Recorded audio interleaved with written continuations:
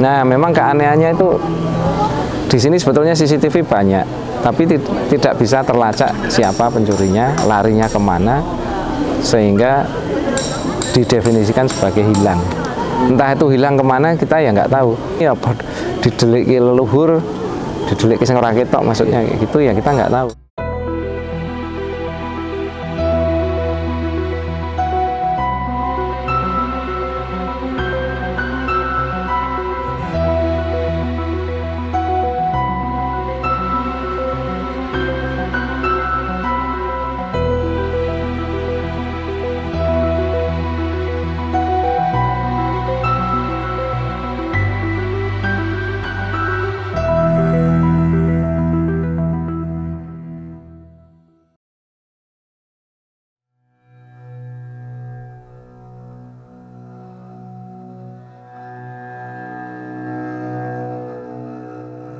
Keraton Kasunanan Surakarta adalah salah satu cagar budaya yang ada di kota Solo.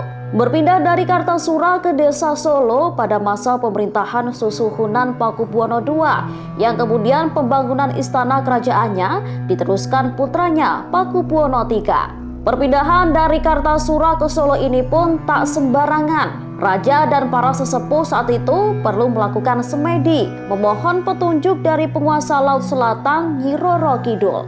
Harapannya, istana kerajaan yang akan dibangun nanti memiliki daya magis, dan leluhur Mataram terdahulu turut menjaga keraton dan masyarakat di negari Surakarta. Diyakini para leluhur Mataram sampai saat ini terus menjaga tiap jengkal tanah yang ada di Keraton Kasunanan Surakarta. Cucu Pakubuwono XI, Sentono Dalem atau keluarga kerajaan, Bendara Raden Mas Nugroho Imanotopuro menyebut upaya yang dilakukan para leluhurnya itu pun membuahkan hasil. Istana keraton yang dibangun sejak akhir tahun 1700 hingga 1800-an itu sampai saat ini masih lestari dan semua memiliki daya magis yang masih sangat kuat. Karena memang sampai saat ini selain dijaga oleh abdi dalam atau petugas keamanan, para leluhur Mataram juga turut menjaga keraton Surakarta. Bahkan di era modern seperti sekarang ini masih kental dengan aura-aura gaib. Belakangan diketahui keraton Solo dimasuki maling hingga 2 kali. Namun pencuri tersebut konon masih di sekitar keraton dan tak bisa keluar hingga jejaknya tak diketahui. Dia menyebut pencuri yang tak bisa keluar itu masih beruntung, sebab Keraton Kasunanan Surakarta ini memiliki daya magis yang kuat terhadap sesuatu yang tak dikehendaki. Daya magis yang dimiliki keraton mampu membawa dampak buruk bagi siapapun yang berniat buruk bagi keraton.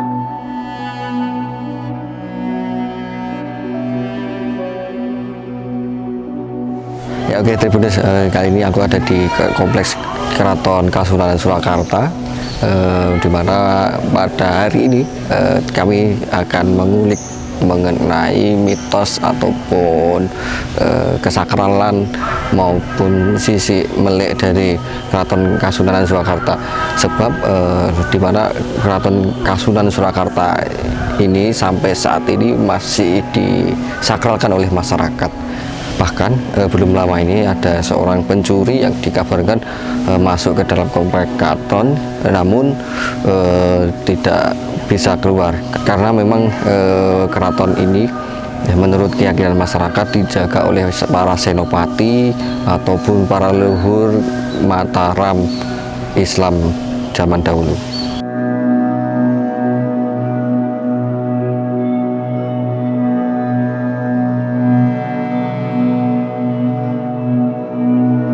Dan kita mau masuk keraton harus bercermin. Cermin itu melambangkan apa? Harus introspeksi diri, harus mawas diri. Apakah saya sudah rapi menghadap raja? Contohnya kalau orang Jawa ya, becik baik serba baik. Kita masuk keraton, tujuan kita kan baik. Iya. Dan saya boleh ya. Maka semua ada arti filosofi. Sekarang tak tanya ya, ciri-cirinya keraton itu ada 2 apa Pak? Berapa? Apa? Cirinya keraton ada 2 apa? Ya tadi alun-alun utara dan selatan. kita masuk keraton pasti ada gapuro. Gapuro artinya apa? Ampunan gopur. Mau masuk keraton kita nggak usah lari ya, alon-alon, pelan-pelan. Baru masuk ke pagelaran namanya Sasono Sumewo depan. Baru masuk ke Siti Hinggil. Situ tanah Hinggil itu tinggi. Dipakai untuk raja dinobatkan disumpah, bukan di sini loh. Disumpahnya di Siti Hinggil. Itu ada namanya bangsa Manguntur Tangkil. Di situ ada tempatnya namanya bangsa Mutlangke dan bangsa Witono. Semua ada artinya. Ya. Jadi setelah masuk ke Siti Hinggil baru keluar ke mau masuk keraton namanya Kori Sri Manganti. Nih tadi Sri dari kata raja, Manganti menantu raja. Kalau raja punya tamu harus menunggu dulu sebelum diizinkan masuk. Semua ada arti filosofi, Bu. Jadi nggak asal orang masuk nggak boleh. Di istilahnya ibaratkan masih di sakral. Ya.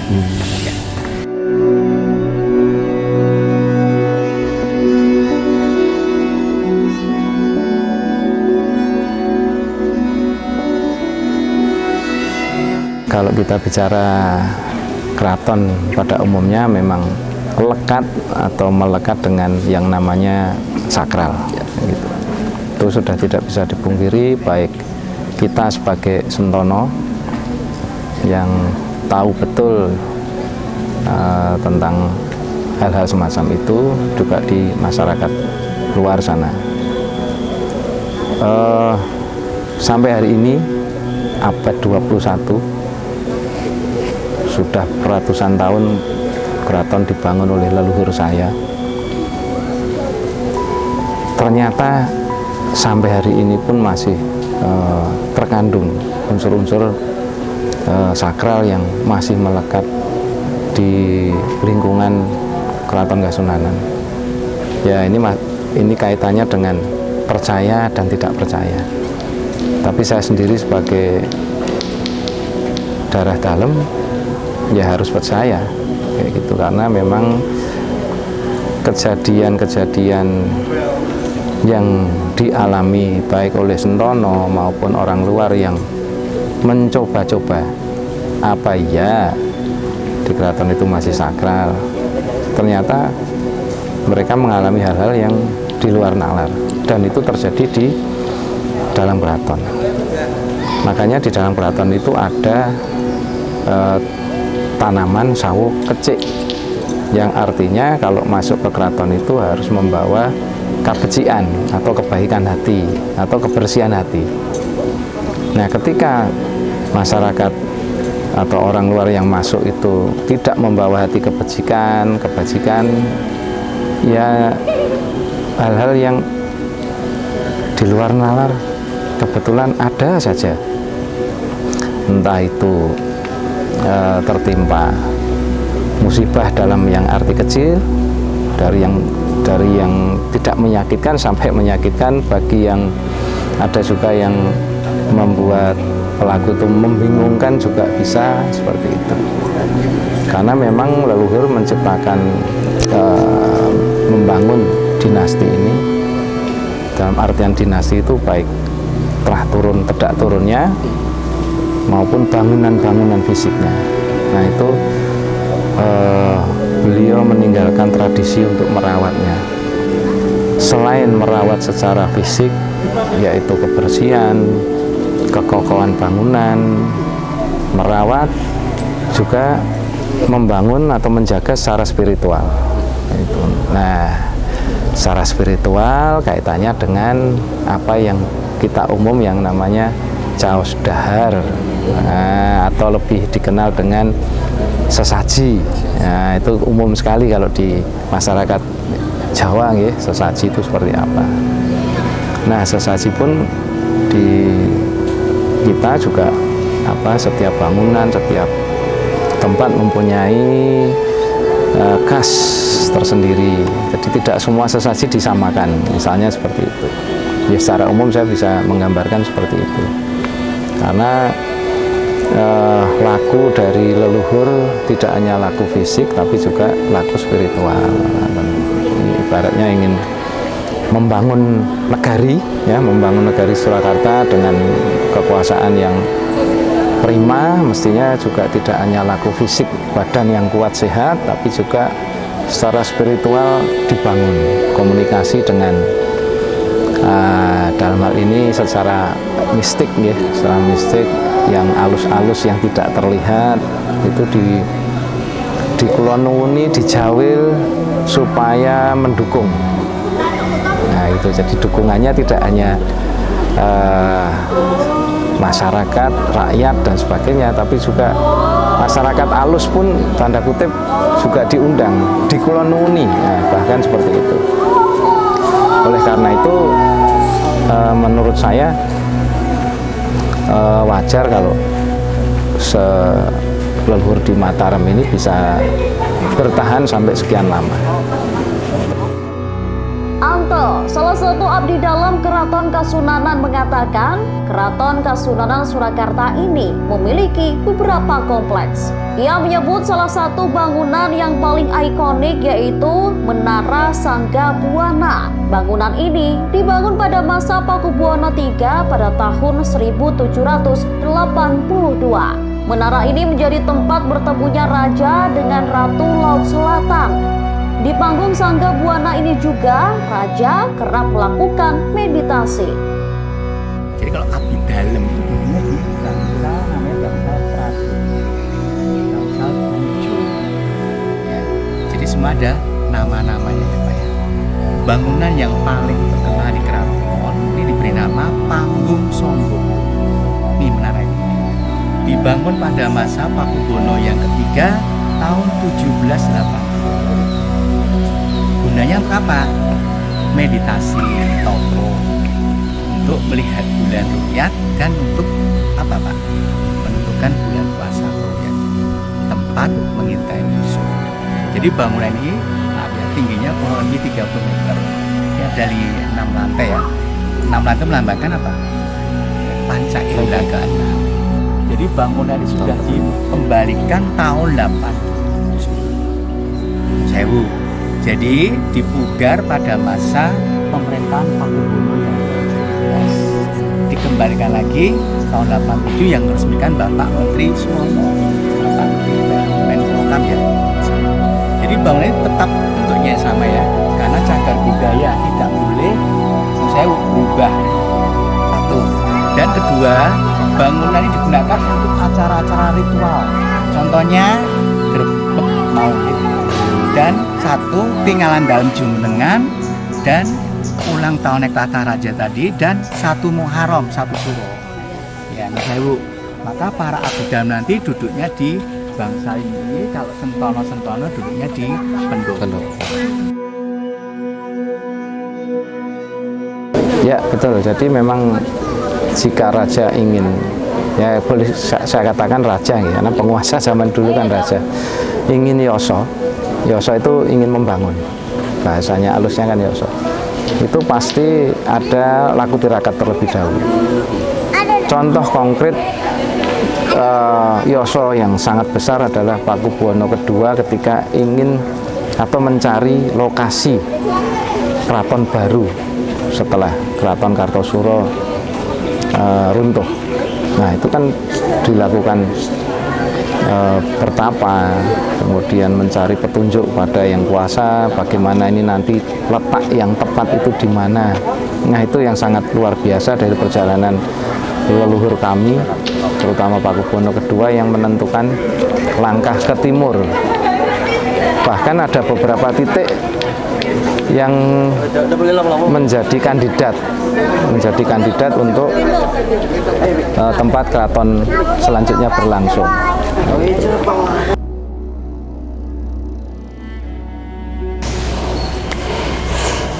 Ya Tribuners, sekilas pasir yang ada di halaman ataupun di dalam komplek Sasono Siwoko ini berasal dari pantai selatan. Pasir ini diinjak tidak akan lengket di telapak kaki. Konon karena ini dibangun sebelum adanya alat transportasi modern seperti truk maupun dan sebagainya. Pasir ini didatangkan dari pantai selatan oleh pasukan gaib Jadi pasukan gaib ini diyakini membawa pasir dari pantai selatan ke Keraton Kasunanan Surakarta ini.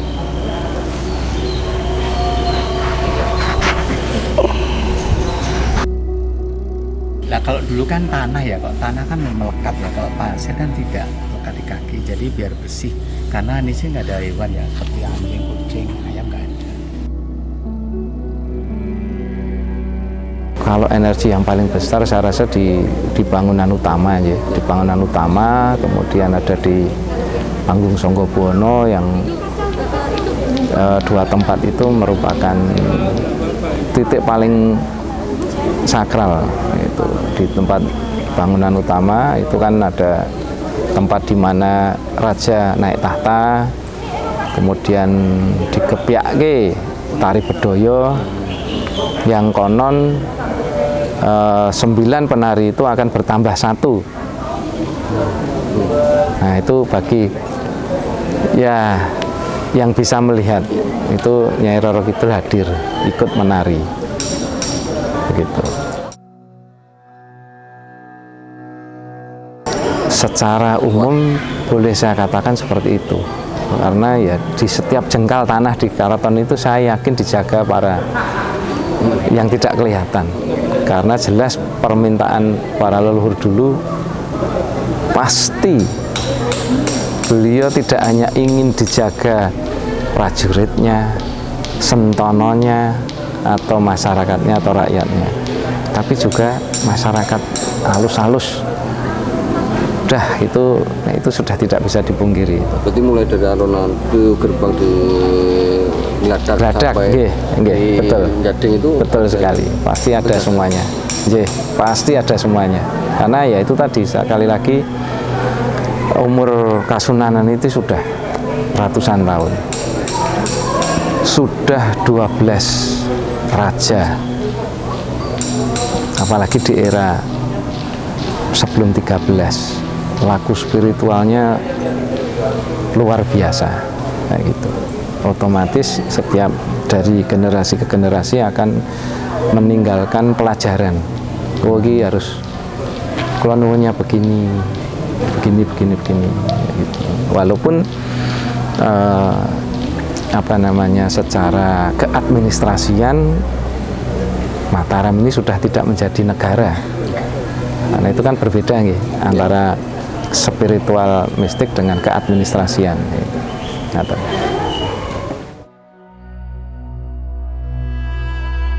Raja beberapa ada laku-laku yang spiritual yang beliau sendiri yang kita sentono pun kita tidak tahu, pasti ada. Karena itu ya istilahnya rahasia intern, rahasia intern yang memang ring 1 seperti itu pasti ada lah, kita yakin seperti itu. Tapi yang termasuk yang terlihat oleh masyarakat, misalnya satu suro harus mengeluarkan pusaka-pusaka. Nah itu kan hal-hal yang bisa dilihat oleh sentono dan masyarakat. Itu salah satu laku juga, karena kalau misalnya itu tidak terjadi kan juga leluhur pun takut halat oleh generasi-generasi sebelumnya. Nah, itu. Ada abdi dalem yang rupanya ingin mencoba ndorone, istilahnya gitu,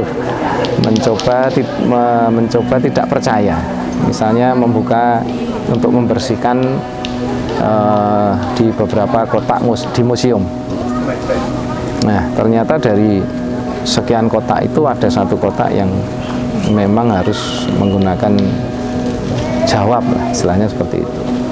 Nah si pelaku abdi dalem ini ya ternyata lupa akan ritual jawab itu tadi. Pada akhirnya tidak bisa terbuka, padahal sangat mudah sekali. Kalau saya lihat hanya membuka kunci kan tidak ada sulitnya lah bagi kita orang awam. Nah setelah abdi dalem ini melapor kembali ke sentono, akhirnya oh lah itu kamu belum ada jawabnya atau kula nuwunnya, sehingga dikasihlah cara menjawab. Akhirnya bisa terbuka. Itu satu. Yang kedua, ada peristiwa juga abdi dalam yang tidak mengenakkan Sentono Inggil di dalam keraton. Ternyata beliau abdi dalam ini mau keluar keraton, ternyata tidak bisa, muter-muter terus, tidak tahu jalan keluarnya di mana. Setelah Sentono ini mengakui, iya aku memang ngerjain ndoroku, akhirnya dia minta maaf. Ya sudah, karena Sentono Rio Inggilnya itu juga paham, akhirnya memberitahu, dan setelah 1 jam terkurung di dalam area keraton baru bisa keluar. Nah, itu.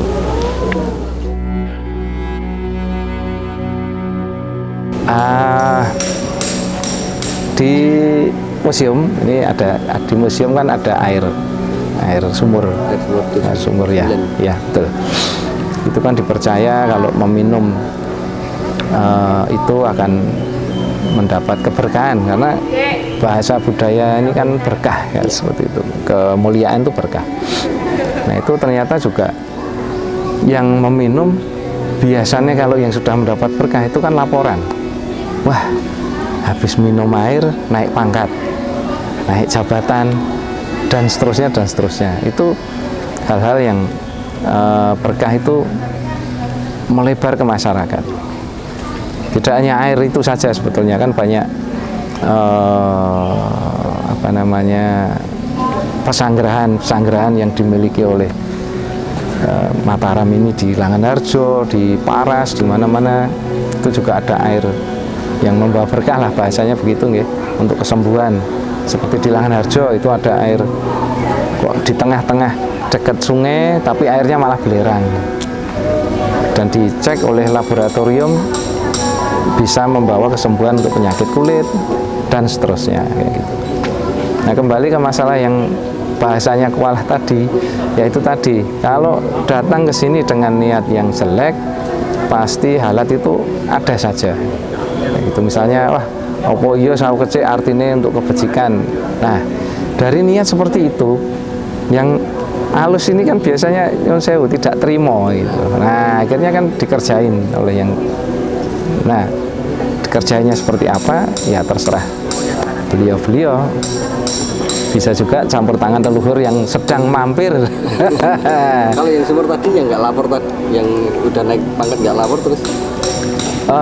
Jadi begini, biasanya rata-rata tidak hanya masalah minum air kemudian naik jabatan atau apa, itu kalau masalah tidak lapor itu tidak masalah sebetulnya. Tapi rata-rata yang niat becik masuk di keraton dan beliau atau masyarakat mempercayai itu kok ya kasembatan.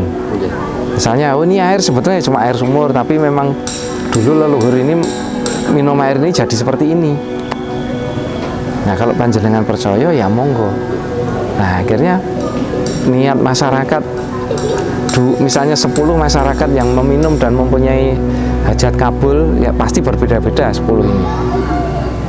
Mungkin 5 yang di ACC berkahnya, itu kan sudah merupakan suara yang luar biasa ke masyarakat dan meyakini ternyata memang betul. Nah itu gedok tular semacam itu yang tidak bisa dibendung oleh kekuatan apapun, ya gitu. Kalau emak yang pencuri itu memang masuk ya, masuk mengobrak-abrik tempatnya di Keputren, kamarnya Gusti Timur dan Gusti Devi. Nah ketika ada yang ngonangi, pasti yang namanya maling kan ada 2 perkara, yang ngonangi dihabisi supaya tidak meninggalkan jejak atau lari kan seperti itu. Nah ternyata si pencuri ini memilih untuk lari. Nah memang keanehannya itu di sini sebetulnya CCTV banyak, tapi tidak bisa terlacak siapa pencurinya, larinya kemana, sehingga didefinisikan sebagai hilang. Entah itu hilang kemana kita ya nggak tahu. Apa hilang ditelan bumi, apa dideliki leluhur, didelik sing ora ketok, maksudnya kayak gitu ya kita nggak tahu, karena sampai hari ini kan tidak ada pengakuan wah aku malingi kan kayak gitu. Tapi juga belum bisa ketemu sampai hari ini kayak gitu. juga belum bisa keluar. Belum bisa keluar juga bisa juga ditahan leluhur yang nggak kelihatan kan kita juga nggak tahu, delik gesek kayak gitu ya. Ini yang sifatnya halus kan, pasti ada dunianya sendiri ya. Seperti itu. Tapi harapan saya mudah-mudahan kalau nanti suatu saat sudah keluar tanda kutip bisa mengaku dan bertobat, sudah harapannya hanya itu.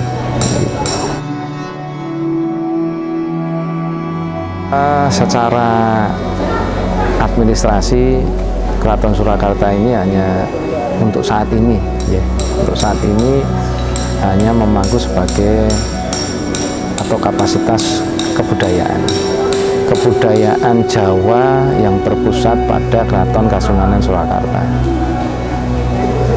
Sehingga untuk saat ini memang konteks ritual, konteks perilaku budaya kan bermacam-macam.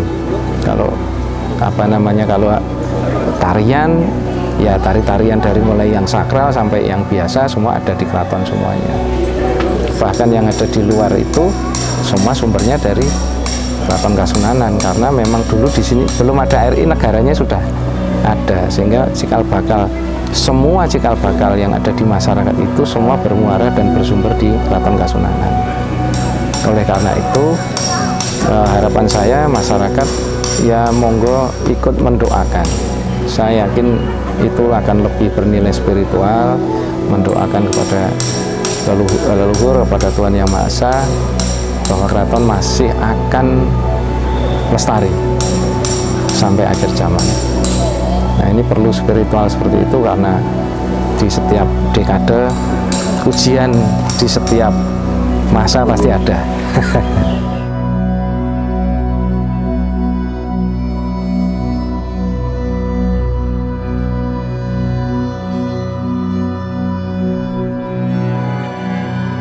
Untuk meditasi antara reja 9 ke bawah. Jadi mulai dari Paku Buwono ke 9, 10 ke bawah. 10 ke bawah. Ya. 10, 9, 8, 7 itu ke bawah. Bawah semua. Sampai itu ada. Setiap meditasi sampai untuk meditasi. Asli dari mana? Mau meditasi kayak tanya nih untuk pertemuan sama Raja itu. Ratu Pantai Selatan. Ya, sip kayak itu.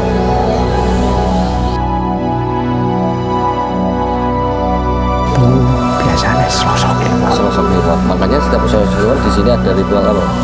Itu ada penari. Penari di sini penari tapu ada sana. Isi UNS.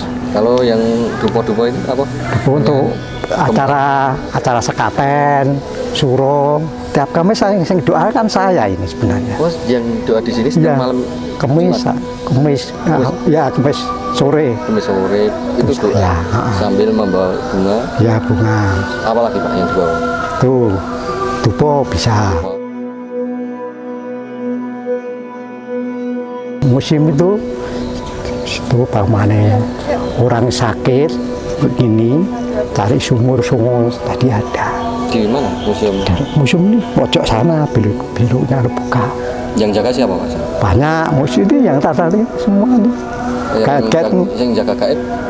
Ya, tidak apa-apa sebenarnya. Yang penting kan kita Islam. Assalamualaikum warahmatullahi wabarakatuh. Udah rampung. Kalau sawah kecil ini Pak, ini umurnya? Best of the best kalau orang Jawa. Bahasa Inggris serba baik. Jumlahnya 77? Ya. Sama itu Ronaldo nomor berapa? 7 kan? Ronaldo itu. Itu benarnya 77. 77 sebenarnya tuh tolong menolong. Di zaman dulu kan untuk buah. Masa orang gerah, orang sakit makanya ini sehat. Zaman dulu kan tidak ada obat. Kalau sekarang masih? Ya kemungkinan besar.